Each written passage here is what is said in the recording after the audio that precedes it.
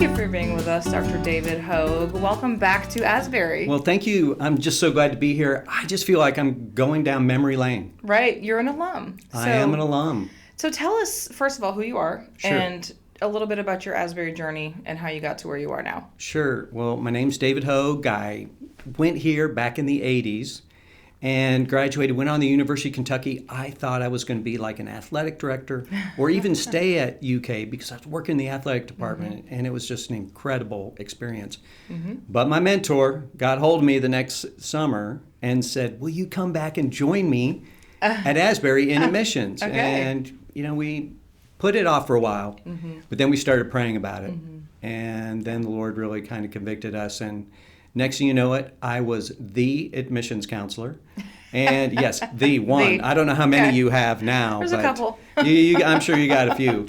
And worked in that for a while. And then I started working in development. Okay. We did the Second Century campaign, which the big part of that campaign was the Luce Center. Okay. And Great. just had an incredible experience. Yeah. And then I've continued on the rest of my career serving in Christian higher ed at Greenville University in Southern Illinois, then on to Trinity up in Chicago. And then most recently, I served as president of Warner University down in Central Florida. And just recently, I've taken this post as the president for the Christian colleges and universities. Yeah, and we've great. got about 150 schools right here in the U.S. Yeah, that's amazing. So you're in Washington, D.C. now. So Yes. Are there things about Asbury that you think, wow, now that I've been away from that, I really do miss? Oh my goodness, there's so many things that I miss. Yeah. This is just such a special place, and the people that invested in us really have helped prepare us for how we're serving the Lord right now. Yeah, that's what people say. And when you talk to most graduates, they usually will point back to a person that was really memorable, really just formative for them. But do you have any memories or people for you that were formative? I have. And they could be funny. The list could go on and on. I mean, like, people probably wonder who Dennis Kinlaw was. Right. Well, when I was in admissions and development, I was like his driver. Okay. And I would take him to different alumni events. And, so Yep. Dr. Kinlaw was somebody. Was he president at the time? He was not, he was president for his second stint when I was an employee here. Okay. Great person. But the faculty, and then some of my coaches, I was an athlete. Okay. What'd you play? So I was a track cross-country guy. Okay, and, great. I hate to say this, but I was notified last year that my steeplechase record, which was 40 years...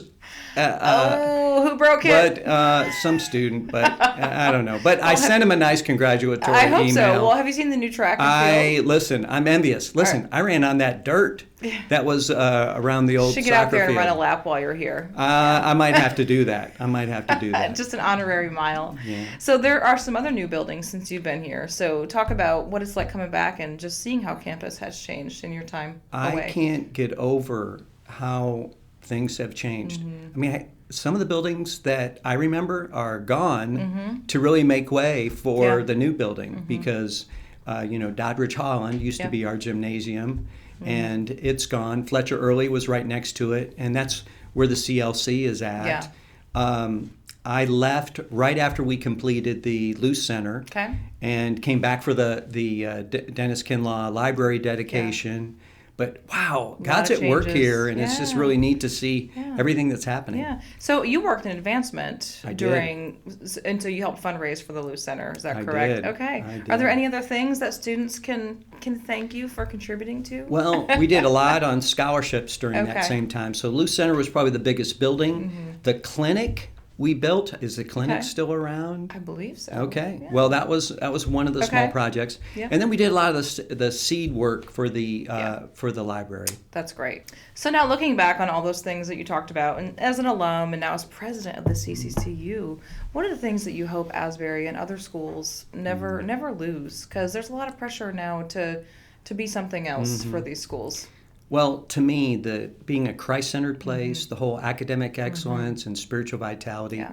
But I love the biblical worldview that Asbury has. And so think about this. All these things that are happening around the world or in our country, what better place to have hard conversations than a place like Asbury, where you can have great hard conversations with faculty or staff or other classmates.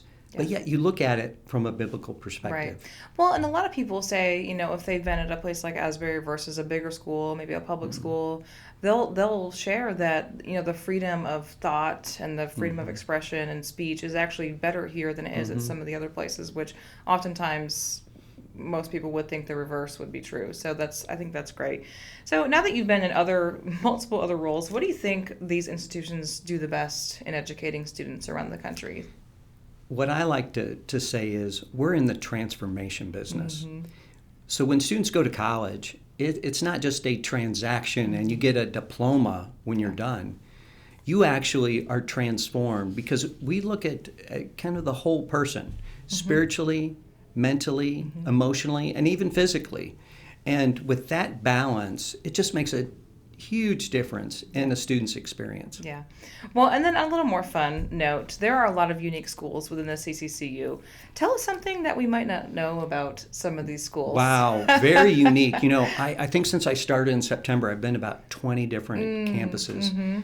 But one of the things that has just blown me away has been this academic excellence and the rigor. Yeah. These aren't Bible schools. Right. We have Research 1 and Research 2 universities that have really strong scholarship. But then I've been at places where they have a nuclear reactor that they're putting in, and places that are literally developing rocket science. Wow, that's great. Or whether you go to the middle part of our country and you go to Dort and they have ag technology. I mean, and it's just amazing to see dynamic majors that our schools are doing. And again, the difference is these faculty are right alongside of them. They're getting incredible attention as they study. I went to a CCCU school, and my favorite thing was that I got to do scuba diving for my PE requirements. How about that? And then we did a science writing class, like a science journalism, and our professor thought it would be a great idea to take us to the Everglades. And we were from New York, New Jersey, Ohio, so we were all like these northern kids, and we were convinced we were going to get eaten by an alligator. Yeah. We did, in fact, see alligators on this trip, and I just remember thinking, how did this faculty member... how were they allowed to do this? It's funny you mention alligators because when I was at Warner, we had to educate all the non-Florida students. That was like us. Yeah, We were all, none of us were from there. That you don't feed the alligator because that would not be a good thing. And they're fast. And so They're fast. And if we had time, I'd do my crocodile hunter imitation, but I'm not going to do that today. But as president, one of the things I would do is when we'd have an alligator on campus, I would take, believe it or not, one step towards the alligator. No. Because here's what you want to see happen. You want them to be afraid and back away. Right. If they don't back away, that's a problem. You run fast. You just have to be faster than the person next to you. And you call animal control. Right. And they're going to need to get relocated. Exactly. Yes. Well, that's the fun thing about going to college in Florida. So you also picked up a boating habit, I guess, when you were in Florida. Boating. Is that right? So tell us about that. So, well, the reason I went with boating is, Jesus did his best work on the water. He did. Think about it. I mean, he was on the boat when he would speak to the people. He had an incredible haul when he went fishing, calmed the storm, water to wine. I mean, the list goes on and on. Right, exactly. So as a president, my wife and I just wanted to have some way to kind of get away. Yeah. And so we didn't go on the side. We did do some on the Atlantic on a boat, but we went more to the southwest part because my wife loves shells and shelling. And so I attempted to fish, and fish do not fear me, but we enjoyed our time on the water. So I've had to give that up in Florida now, and I'm learning how to do it on the Potomac. There you go. So maybe for a future episode, we'll be able to tell you more about that. Or we'll just shoot it live from the Potomac. Come on over. Come on over. Well, and then speaking of DC, there's been a lot of things happening lately. Are there some unique challenges facing CCCU schools, in light of maybe recent policy or any other changes that you guys are working through? Because I know advocacy is a huge part of what you guys do. So can you talk about that side a little bit? Sure. Well, first, we're nonpartisan. So it doesn't matter if there's a Republican president or Democrat president. And so what we try to do is work with whoever's in charge at the time. And so right now, our religious liberty for our schools, so that our schools can hire people that believe what our schools believe, that's not in jeopardy at all right now. But right now, higher ed in general has kind of gotten a bad rap with some of the things you've seen in the media, about high cost, a lot of student loans and all that loan forgiveness. And so we are a little concerned about some reform that could take place on student loans and work study. And so that's something that my team's watching on a regular basis. And President Trump, he's pretty, he said things on the campaign trail and things are happening. Right. Not at the speed that we thought they would happen, but it's happening pretty fast. And so we have to always get our presidents mobilized so they can start working with their senators in their state or their congressmen. Well, and not only that, so you have this huge demographic cliff, and that's obviously not unique to Christian schools. Talk about that a little bit and what that's going to look like and how these schools can sort of brace for that. Sure. Geography is really going to make a difference in higher education right now. So in the next 15 years, there's going to be a huge shift. Like right here in Kentucky, in 15 years, we're going to lose 9% of the high school graduates.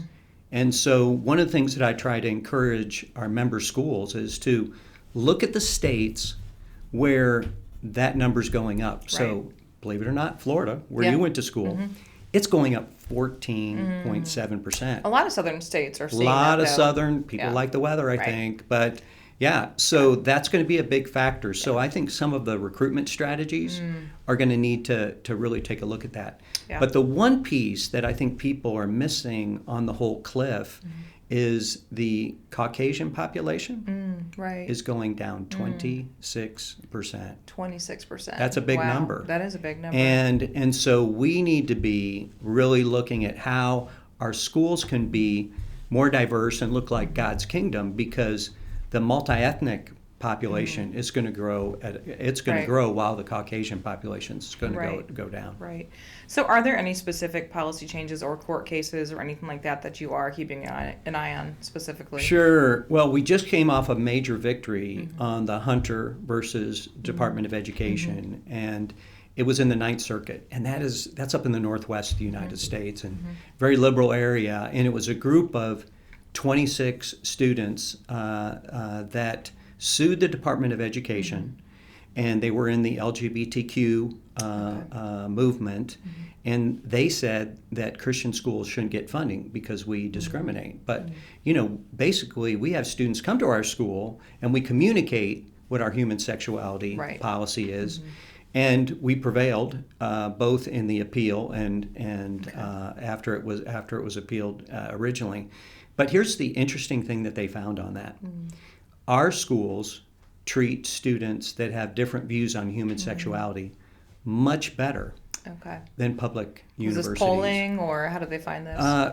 We actually went through the CCCU intervened, which means we were a part of the process. We were part of the depositions and the court records, because what you want to do is prepare for cases that may go to the Supreme Court someday.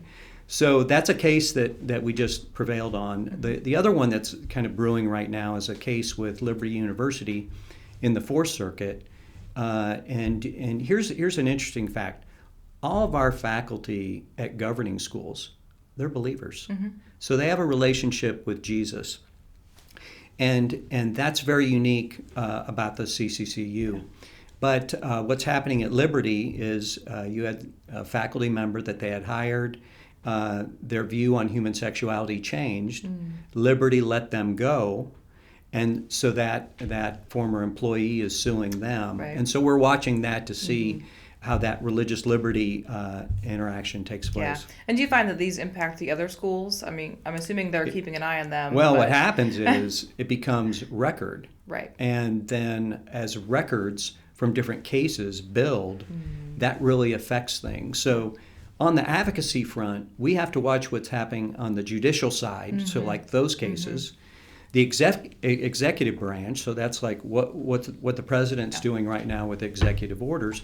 And then what does the legislature do when they vote on different things? So it's pretty complex. So you've got your hands full. There is never a dull moment in D.C. right now. I bet it's a busy place.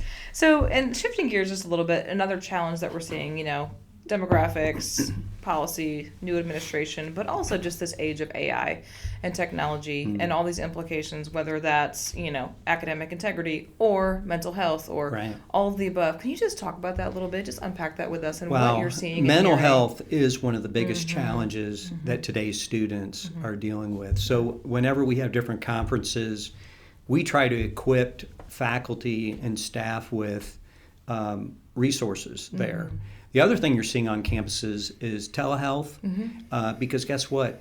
In addition to having your own counseling team here, sometimes people have a crisis, after 9 to 5. Right. And so many of our schools have those types of resources available.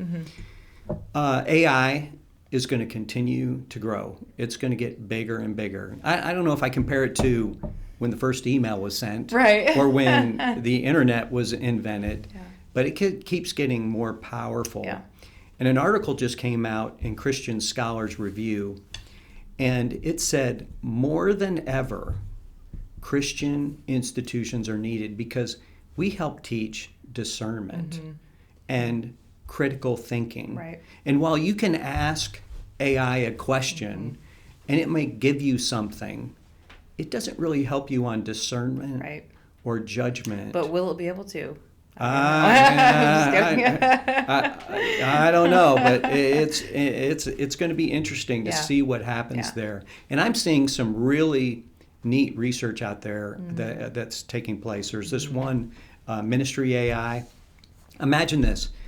Put all your theology in a large language model, and if you want to do a devotional, you put in, I want to do a devotional on, and you fill in the blank, and it could give you an outline. Now, it's not going to be perfect, but it's going to at least put you and give you a good start. Right, but there's still the human touch. Absolutely. And so much of what we hear from students is, this is great, I like all this, but I don't necessarily want to be more productive. I don't want a tool that makes me more productive. I just want someone to talk to. So how do you empower your member schools to really dig into those student relationships in this age of technology? It's all about the numbers. And when you look at our schools, you'll see the faculty staff ratios very low. And so that's going to be that one-on-one attention that you're going to see. I think I just saw an Asbury ad. It was 12-to-1 student faculty ratio. Where'd you see that ad? I saw it on Facebook. Yes. Did you buy that ad? Well, probably. So we found you. Well, you found me. Go team. But it's pretty powerful because when you look at that, you think of discernment. Remember I told you that's what's important, those things that happen. It's that interaction that you have with the faculty and staff that are going to make that happen. Oh, definitely. So I think the other challenge naturally facing parents right now is things like cost, things like why liberal arts, why Christian higher education. So if you were talking to a parent of a prospective student right now in any of these colleges, what would you tell them? Go back to your admissions days. Go back to my admissions days. Sell me on Asbury. Well, I'm going to go back to Dennis Kinlaw. What Dennis Kinlaw would say when he would talk to parents, he would say, this is one of the most important decisions you're going to make in your life. You're going to figure out what you're going to study. Yeah. You may meet your future spouse. As you did. As I did. Yeah. You may find this network of people that you're going to be connecting with for the rest of your life. And all your values are going to be grounded during that experience. And so, when families invest in their kids, whether they're sending them to a private school, public school, they invest in them going to church and those things, you just want that to continue on. And so, but it's expensive. Yeah. But yet, I always encourage families, take a look at really what the cost is. Fill out that FAFSA. Right. Look at what that school can do for you on a scholarship perspective. My parents, they never made more than $30,000 a year. And we were farmers. And my mom would take the leftovers or the seconds to flea market. And that's what got me through Asbury debt-free, because we didn't have new cars when we were in school. Yeah. And so it's a big sacrifice, but to me, it's one of the most important decisions they can make. Definitely. But they need to visit campuses, see if they fit with the place. I always say stay overnight so you get the full experience. And it's just one of the most important decisions you make. What was your major here at Asbury? I was a physical education major. Okay, so you Thank really God were for in that liberal track. arts. That's right. And you wanted to get a master's at UK. I wanted to get a master's UK, sports administration. Okay. And I thought that was the route I was going to go, but the Lord Yeah. had some other ideas. Yeah. Well, I love that. Just in closing, speaking now directly to students, just some encouragement about, how your life trajectory went. And oftentimes we hear, like, I just don't know what I want to do. I just don't know where I want to be. Just give them a word before we go. So here's the word. Don't think when you go to school, you have to have figured out what your major is or what you're going to do. Because your major is going to change multiple times. Yep. Because of these networks and people and the advice you get, your life's going to go a total different direction. And so when you come to school, that's when you kind of surrender to the Lord, ask for wisdom and guidance to discern the future. Yeah, I love that. Well, thank you so much for your time, Dr. Well, Hoag. thank you. Appreciate it. So great to be back. Yes, thanks.